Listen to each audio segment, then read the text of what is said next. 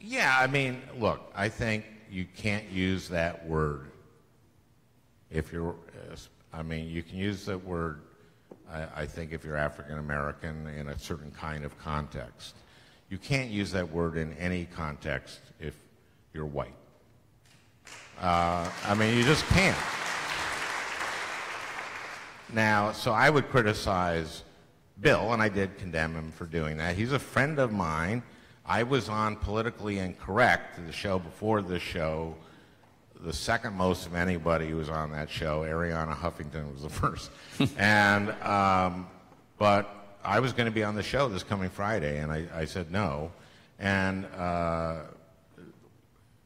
you know, the guest on that show is on in the first, he does a monologue, and then he comes to the first guest. And I think that they have Michael Eric Dyson, who's professor at Georgetown, who's African American. I think that's probably a more productive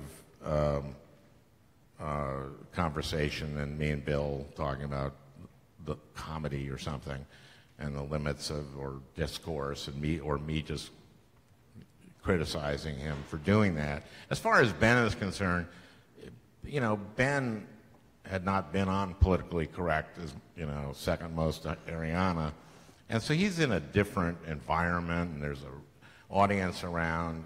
You know, I think I probably would have been comfortable enough in that setting to say something right then and there, but I don't blame Ben at all.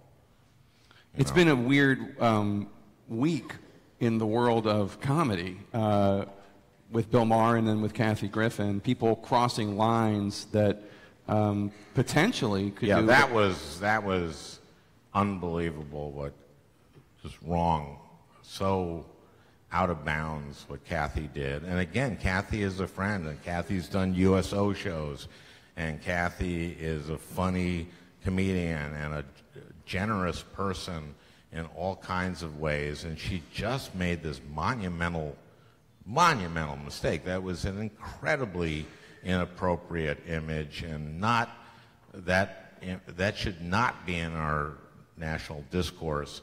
And I told her it was a terrible mistake.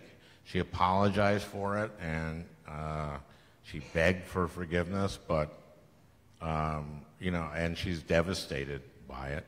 I think, you know, her strong suit, any comedian, good comedian, strong suit, which she is your sense of humor, and she has lost it. And I think that she needs to take some time off and then come back with a, you know, I effed up tour.